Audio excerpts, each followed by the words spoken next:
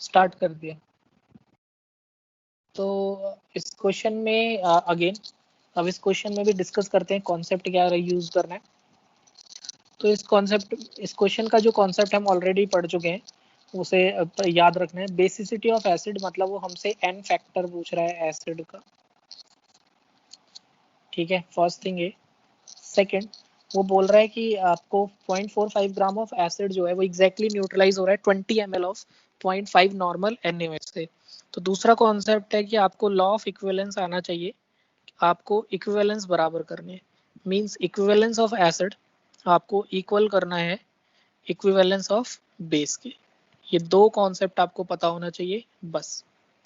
इसके बाद जो थर्ड थिंग है वो याद करने वाली है। मैंने आपको प्रीवियसली बोला था कि लॉ ऑफ इक्विवेलेंस के सारे फॉर्मूले याद रखो। जैसे आपको पता है इक्विवेलेंस का फॉर्मूला एक ये भी होता है number of moles into n factor, और एक ये भी फॉर्मूला होता है नॉर्मेलिटी इनटू वॉल्यूम इन लीटर्स। अब सर हमें कैसे पता चलेगा कौन सा फॉर्मूला कहाँ यूज करना है? क्वेश्चन में देखो, क्वेश्चन में वेट गिवन है। अगर क्वेश्चन में वेट गिवन है तो इसका मतलब नंबर ऑफ मोल्स यूज करना है। फिर क्वेश्चन में नॉर्मेलिटी और वॉल्यूम गिवन है, मतलब बेस के लिए नॉर्मेलिटी इनटू वॉल्यूम का कॉन्सेप्ट यूज करना है।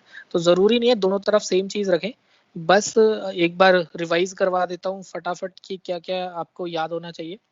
तो आपको याद होना चाहिए कि जो इक्विवेलेंस बोलो या ग्राम इक्विवेलेंट बोलो, इसका फॉर्मूला क्या क्या होता है?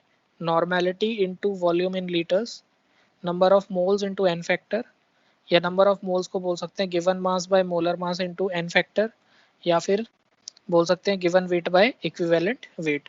डिपेंड करेगा क्या क्वेश्चन में पूछा है, उसी हिसाब से इसको यूज करते रहेंगे।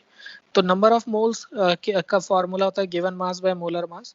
गिवन मास है 0.45 ग्राम, मोलर मास है 90, n फैक्टर निकालना है और उसे न्यूट्रलाइज कर रहा है NaOH। अब जो NaOH है उसके n फैक्टर की जरूरत इसलिए नहीं है क्योंकि नॉर्मेलिटी के साथ n फैक्टर चाहिए नहीं, तो सोच के टाइम वेस्ट नहीं कर रहे हैं। 0.5 इंटू 20, यहाँ से हम n फैक्टर निकालते हैं। 0.5 इंटू 20 कितना हुआ? 0 डेसिमल से गया, ये 10 आ गया, डिवाइड बाय 0.45 मल्टीप्लाई बाय 90, ये डेसिमल हटाया, ऊपर आ गया 100। कोई कैलकुलेशन मिस्टेक की है क्या हमने? यस सर आप जो लिख रहे हो वी ना, डिड। मतलब आप जो बोल रहे हो, सर आप जो बोल रहे हो ना वो लिख नहीं रहा ये। ओके, एक्चुअली स्क्रीन पे, चलो ठीक है मैं स्क्रीन पे से फोकस तो कर रहा हूँ। तो देखो 10/0.45। अब देखो इसमें हमने क्या गलती की? हमने इसमें गलती की कि वॉल्यूम है, जो वॉल्यूम है वो है ml में और हमें यहाँ रखना था लीटर में। तो अब आपको क्या करना है, जो वॉल्यूम ml में है उसको लीटर में चेंज करने के लिए मैं 20 को डिवाइड करने वाला हूँ।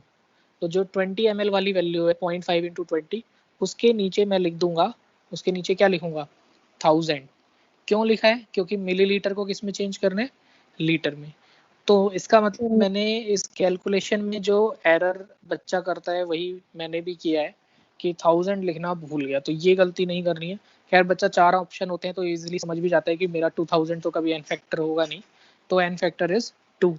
अब हम सॉल्व करते हैं। तो अब मैं नीचे n फैक्टर के इक्वल में भी लिख रहा हूँ, 10 पर डिवाइड कर रहा हूँ 1000 से, और फिर उसके बाद तीनों जीरो को कैंसिल कर दे रहे हैं। और जब तीनों जीरो को कैंसिल करेंगे तो सॉल्व करके हमारा आंसर आ जाएगा। एंड तो our answer is n factor 2। तो अगर क्वेश्चन पूछ रहा है what is the basicity of acid, acid की बेसिसिटी क्या है, तो सर्कल कर देते हैं, इट इज 2। बोलो समझ आए? Yes sir. कोई डाउट किसी को?